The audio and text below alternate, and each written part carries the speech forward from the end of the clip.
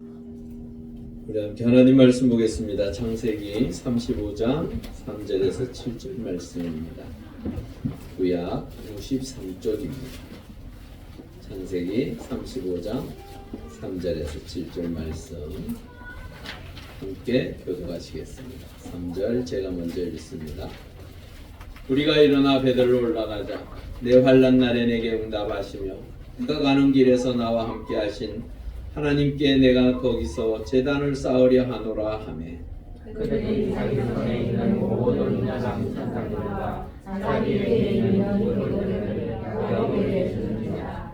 야곱이 그것들을 세겜 근처 삼손이라는 마을에 보고 그들이 떠났으나 하나님이 그 사명 고을들로 크게 두려워하게 하셨으므로 야곱의 아들들을 추격하는 자가 없었더라.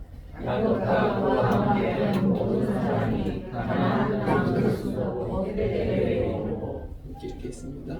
그가 거기서 제단을 쌓고 그것을 엘베델이라 불렀으니 이는 그의 형의 낯을 피할 때에 하나님이 거기서 그에게 나타나셨음이라. 아멘. 우리 전자로 인사하시죠. 한 주 평안하셨습니까?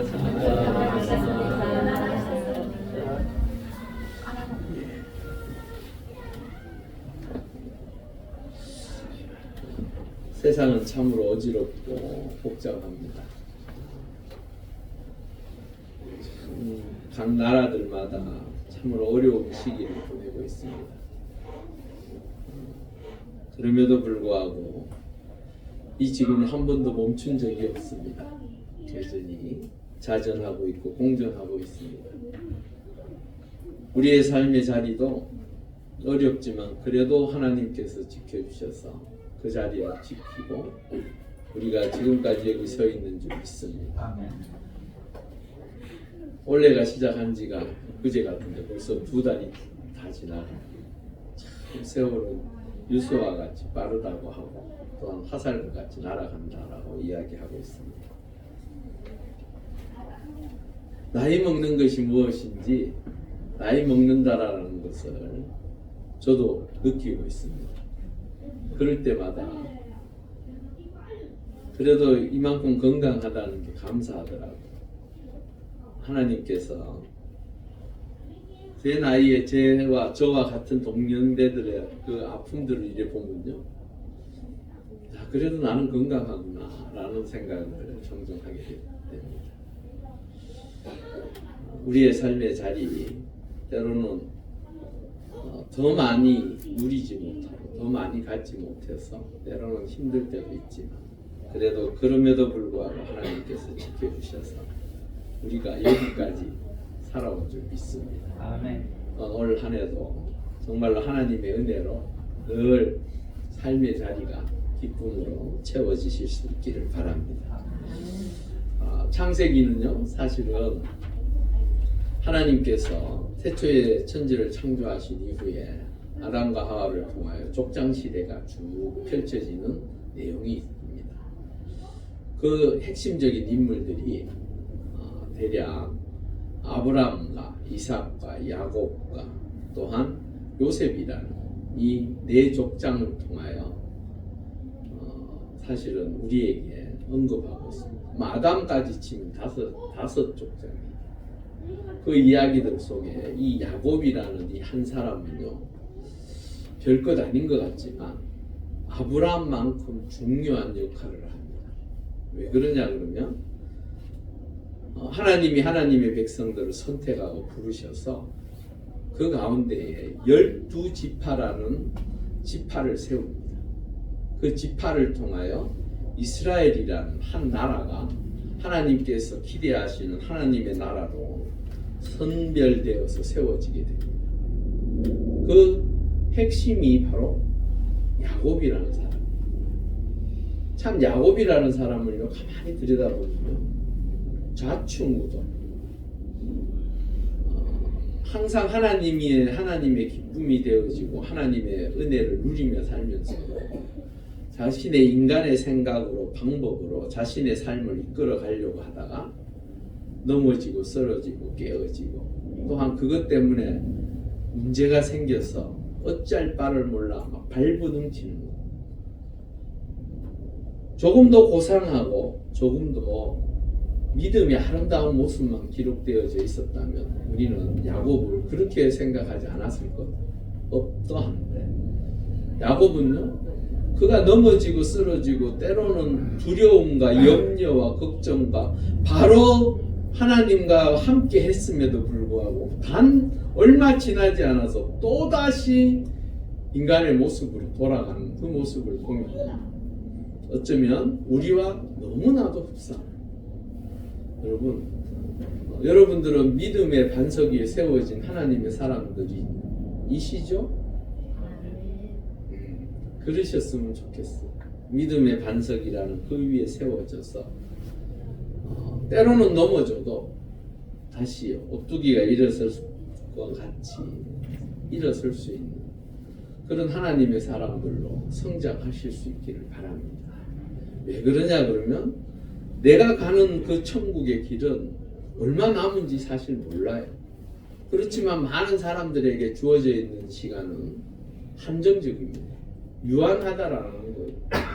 유한한 그 시간을 통하여 나의 무엇이 결정된다고요? 영혼이 결정된다. 영혼.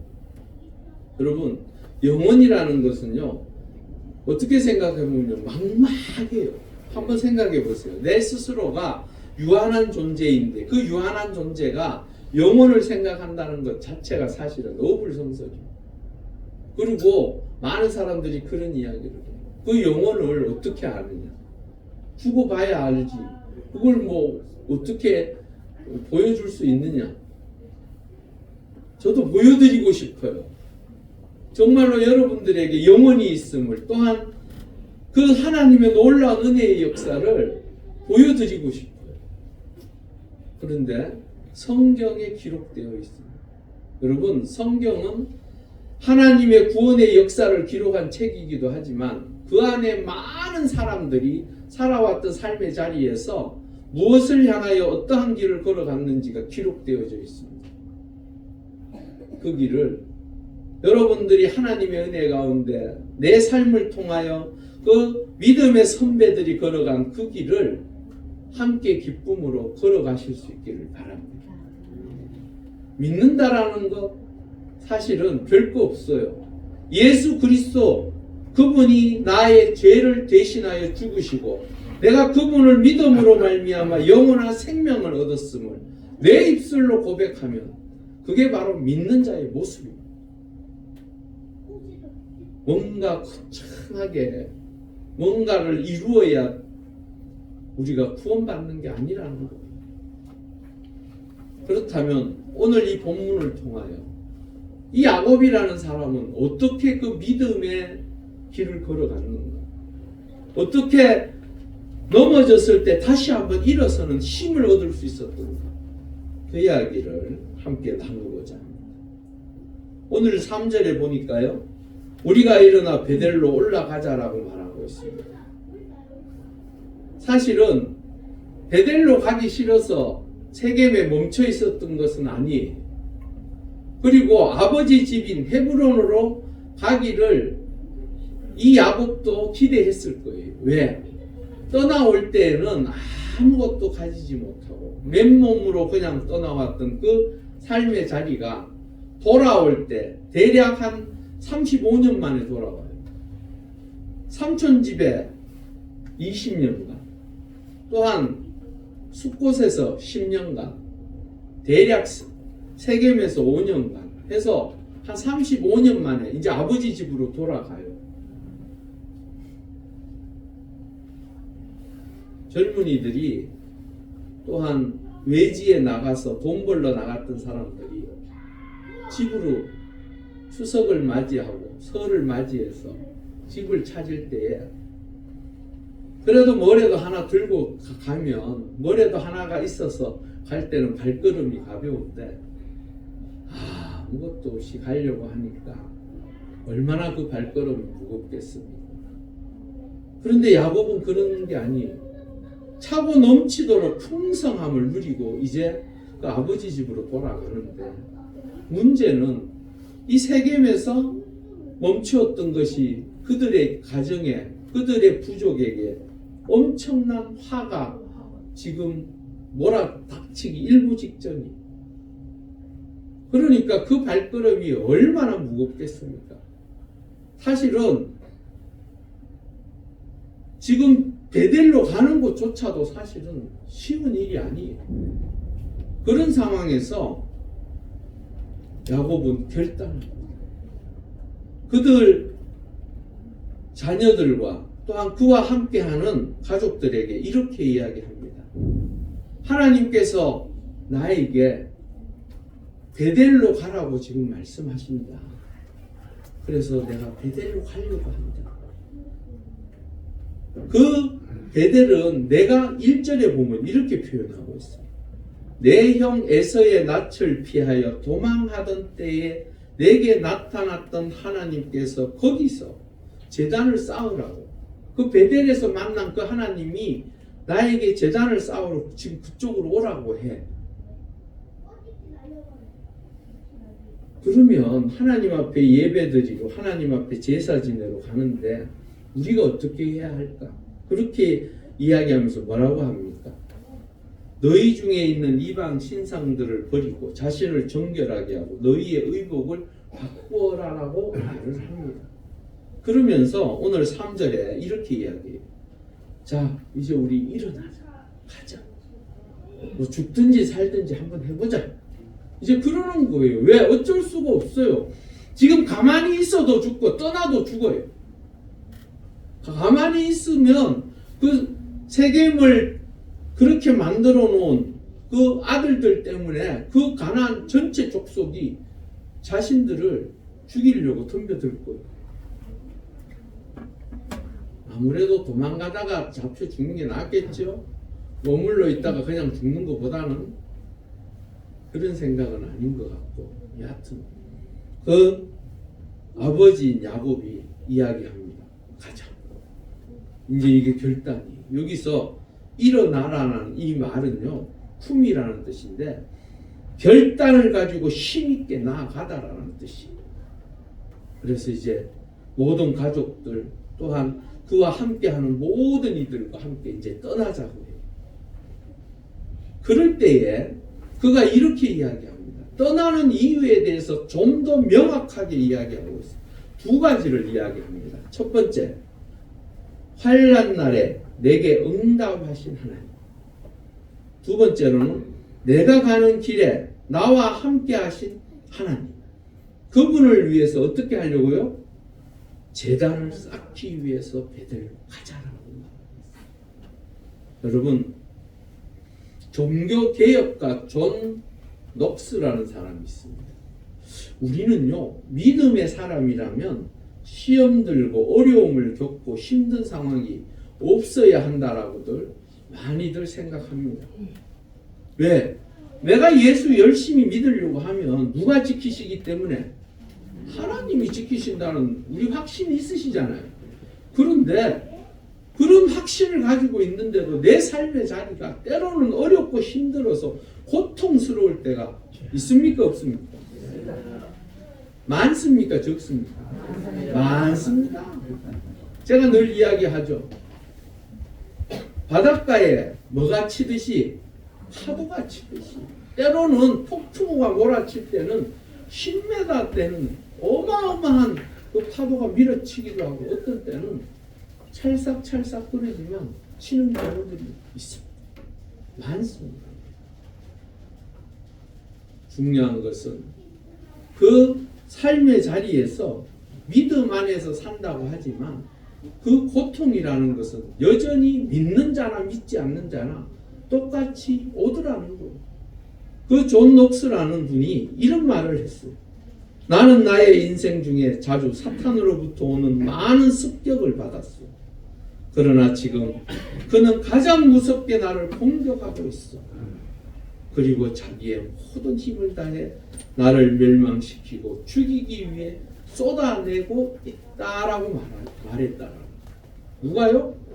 존 녹스라는 종교개혁가예요. 하나님의 말씀을 전하고 하나님의 뜻을 나타내는 잘못된 종교적인 모든 것들을 갈아엎고 새롭게 하기 위하여 개혁에 앞장선 사람인데 그 존 넉스에게 메리 1세가 죽이려고 덤벼든 경우가 있었어요. 얼마나 힘든 세월을 보냈는지. 여러분, 하나님의 사람일수록 그 환경 속에 밀어닥치는 환난이나 고통이나 아픔이 얼마나 큰줄 아십니까?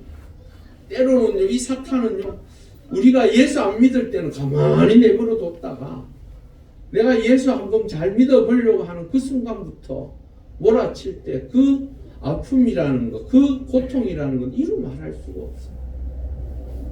때로는 원망이 들고 불평이 들지만 하나님의 은혜로 그 모든 상황 속에서 그 환난을 이겨내실 수 있기를 바랍니다. 시편 120편 1절에 우리 한번 읽어보겠습니다. 내가 환난 중에 여호와께 하셨도다. 아멘. 누가 한 얘기예요? 다윗이요. 여러분, 다윗은 위대한 왕이었습니다. 그는 하나님의 놀라운 능력으로 그 골리앗을 한 방에 이겨버린 자입니다. 그래서 그는 이스라엘의 영웅이었습니다. 그럼에도 불구하고 그의 삶은 그때부터 힘들어지기 시작했어요. 여러분, 모든 이들에게 영웅이 되어지면 뭐 하겠습니까?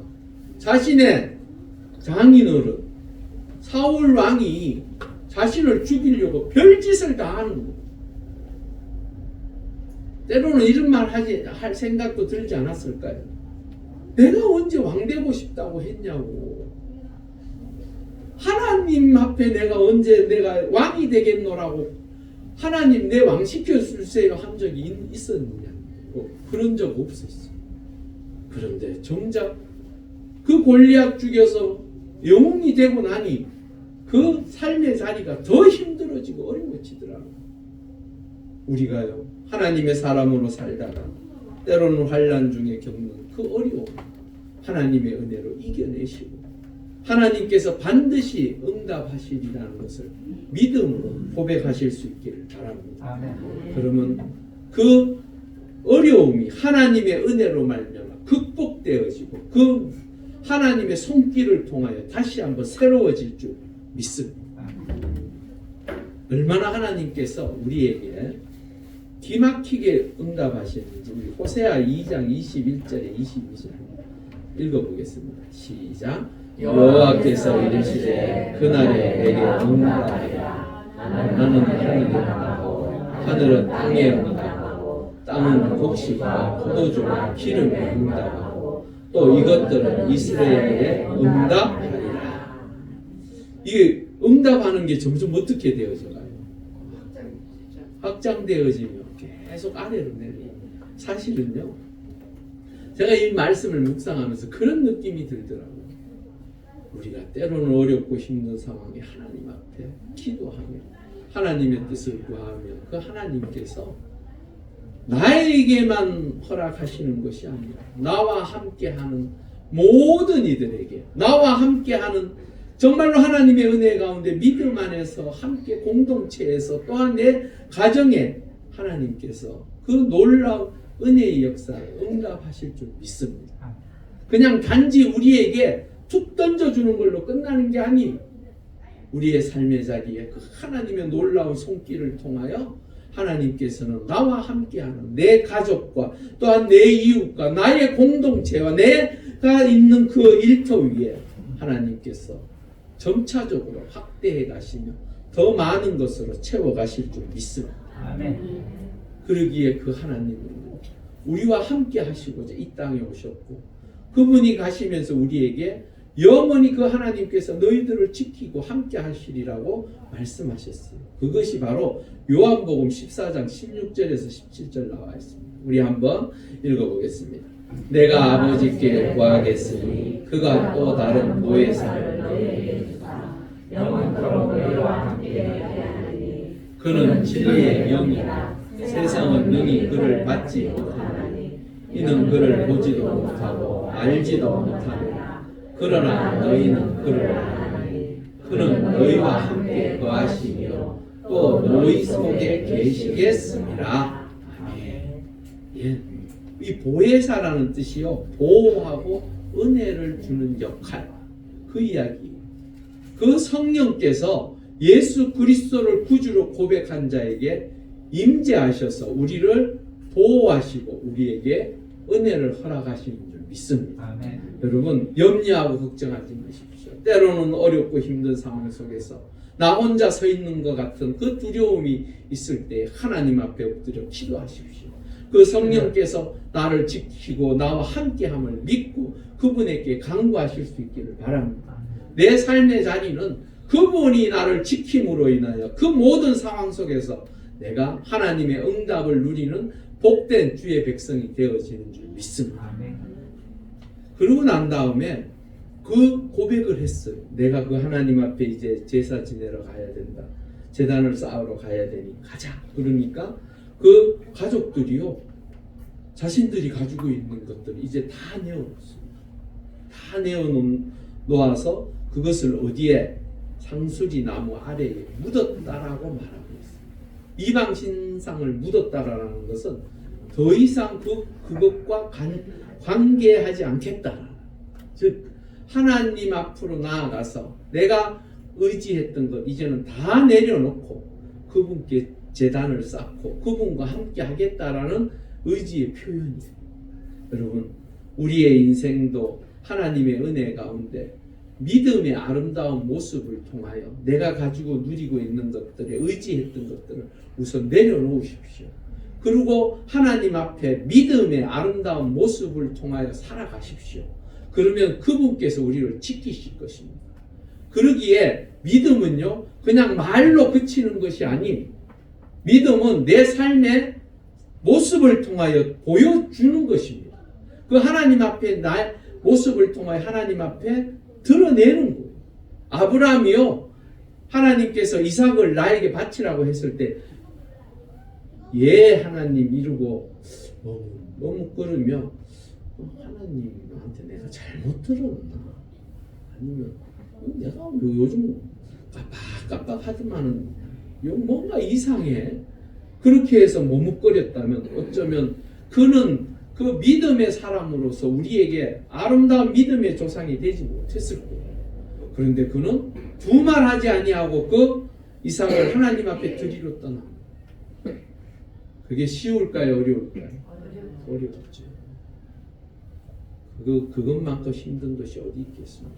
하지만 그가 그렇게 하나님 앞에 드리러 갔을 때 그 하나님께서 뭐라고 말씀하셨어요? 아브라함, 내가 너가 나를 믿고 따르는 것을 내가 알겠다라고 말씀하세요. 그리고 이미 무엇을 준비해 놓으셨어요? 순양을 준비해 놓으셨어요. 우리 하나님이요, 뭐 그렇게 받을 게 없으셔가지고 그 약속에서 준 그 이삭을 받겠습니까? 달라하겠습니까? 여러분, 중요한 것은 믿음의 모습은 내 말에 그치는 것이 아니라 내 삶을 통하여 보여줄 때 그거 믿음이 완성되어지는 거예요.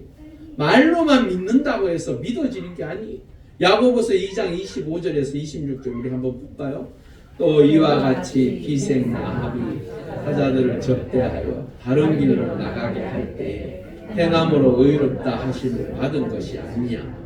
영혼 없는 몸이 죽은 것 같이 행함이 없는 믿음은 죽은 것입니다. 아멘. 여러분들의 믿음이 다시 살아나실 수 있기를 바랍니다.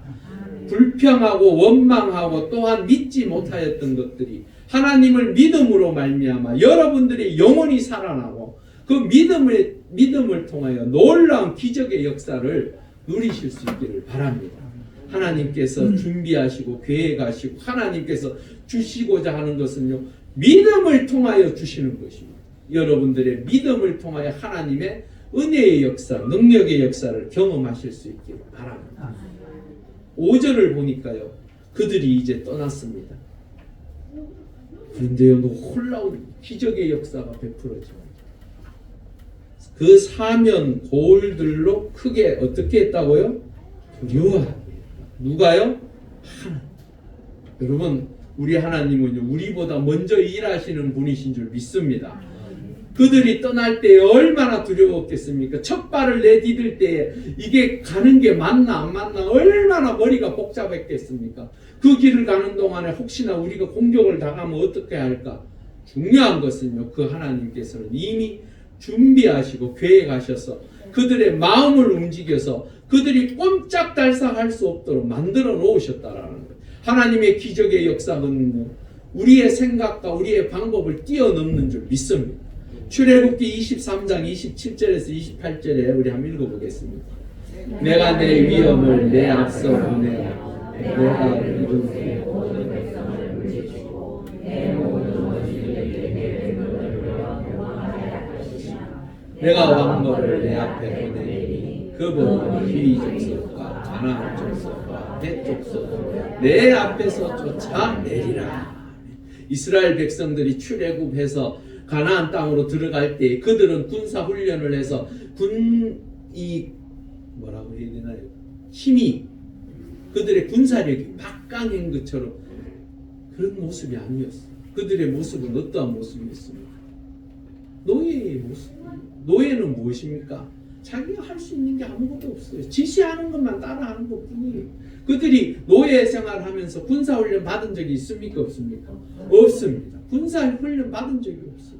그런 그들이 가나안 7족속 이미 철기 문화로 철기 병거를 가지고 기다리고 있는 그들과 전투를 벌이면 어떻게 될까요?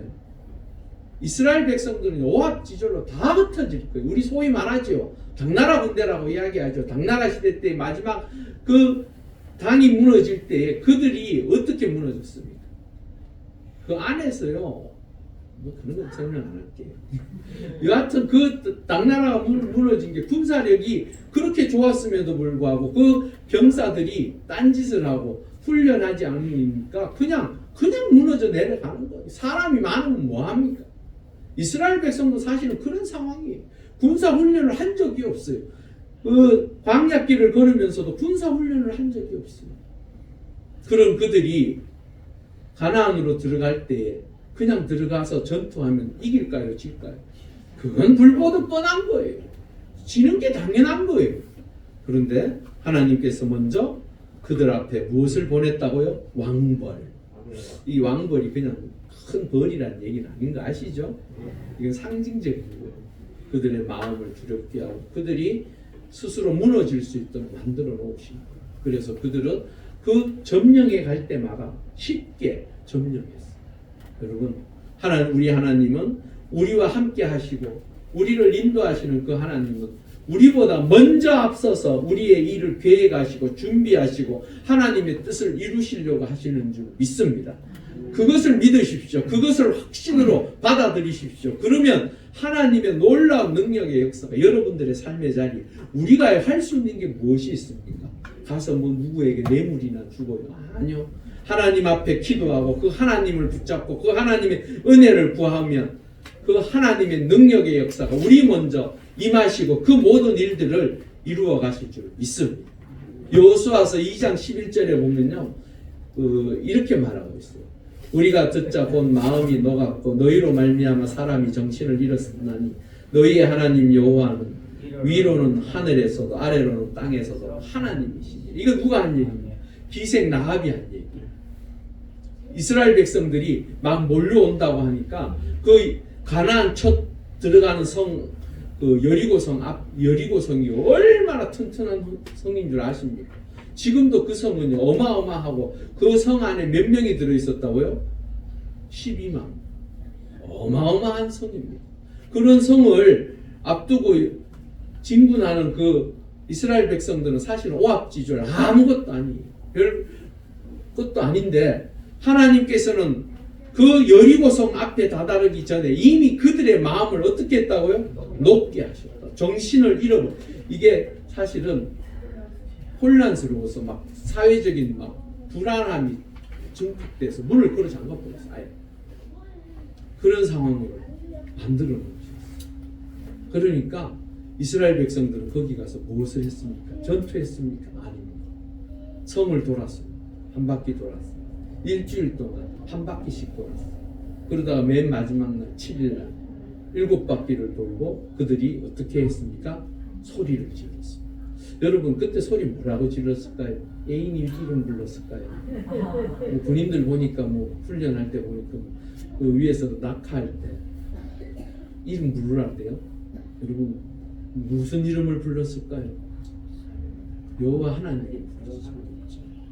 다른 게 없어요. 사실 창조주 여호와 하나님, 우리를 인도하시고 함께 하시는 그 하나님, 그 하나님의 이름은 능력입니다.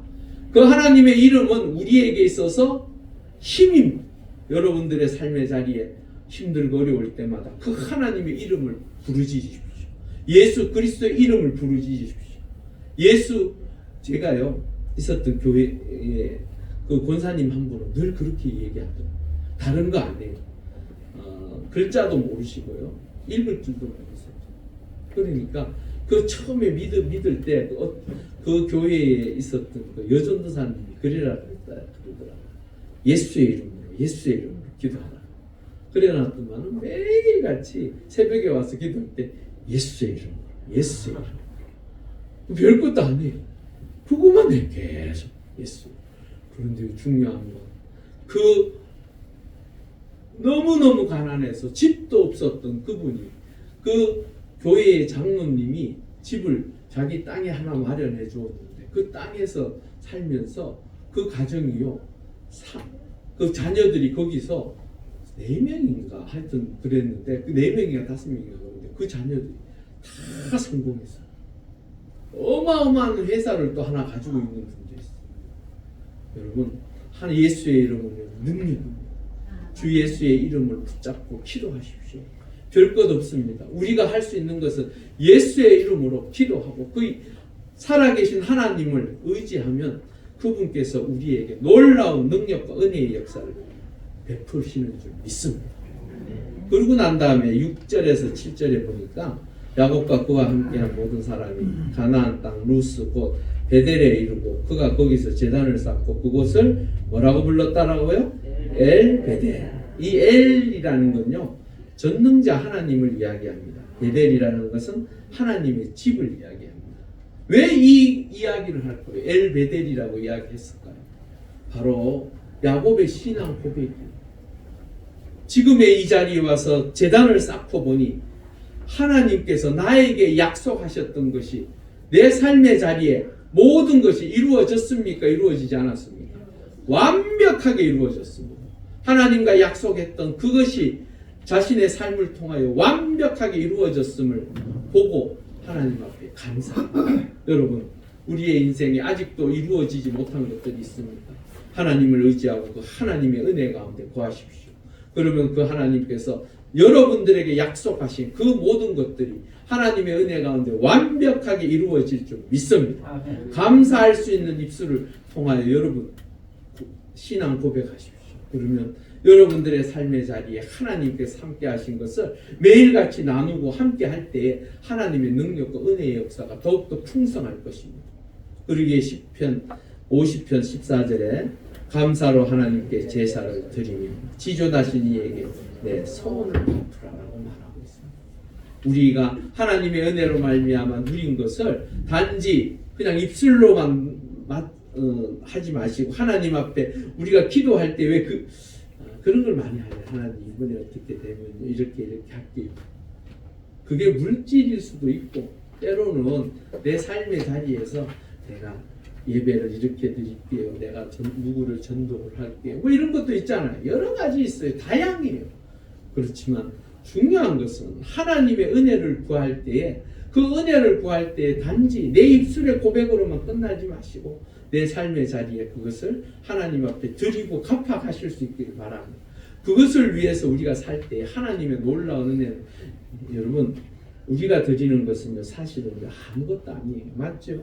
창조주 여호와 하나님, 즉 온 우주 만물을 창조하신 그분이 뭐가 아쉽겠습니까? 여러분들한테 뭘 받으셔야 그분이 흡족해 하실까요?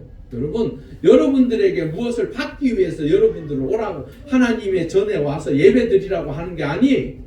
그분은 당신의 사랑을 통하여 여러분들을 구원해서 영원한 나라에 하나님의 나라에 함께 하시고자 하시고 그러시려고 여러분들을 부르시는 거예요.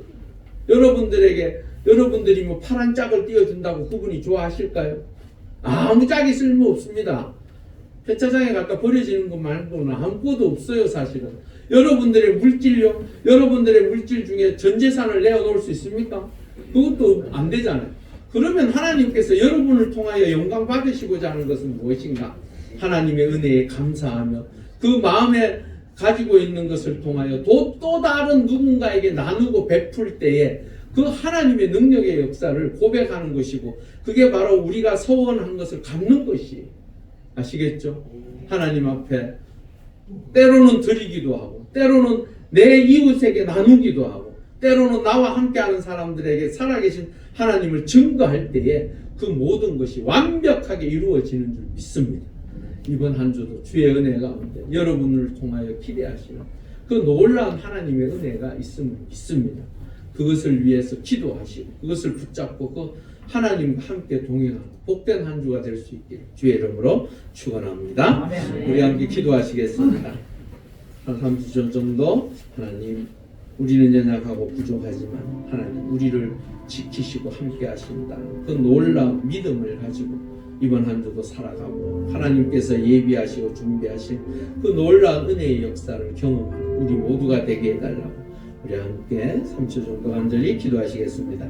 할렐루야. 아버지 하나님 감사합니다. 우리를 사랑하여 주셔서 거룩하고 복된 주의 자녀로 이 시간 불러주시고 또다시 하나님의 놀라운 은혜를 통하여 우리가 하나님 앞에 나아가 감사와 감격함으로 주께 예배하고 하나님 우리를 지켜주시옵소서, 우리를 붙들어 주시옵소서, 환난 가운데서도 건져 주시옵고 하나님 앞에 엎드려 기도할 때에 하나님의 은혜와 기쁘신 사랑으로 다시 한번 새로워지는 우리 모두가 되게 하시옵소서. 그리하여 나의 입술을 통하여 나의 삶을 통하여 하나님의 거룩한 뜻을 나타내고